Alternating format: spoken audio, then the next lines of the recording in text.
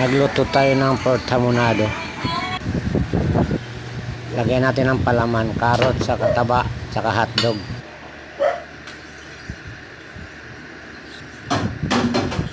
Saka natin iikot. Pagkatapos niyan, tatalian natin. Pork hamonado, magluto tayo. Lagyan natin ng carrot, saka taba, at saka hotdog.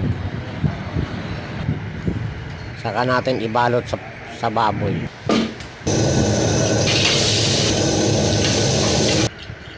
Yan, ganyan. Ulit-ulit lang yan hanggang sa maubos.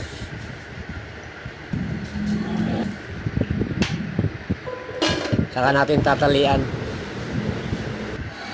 Kailangan maayos yung tali para hindi siya magbukas. Saka natin iluluto. Igisa natin bawang sibuyas. Yan, saka natin ihulog. Tuyo. Lagyan natin tuyo.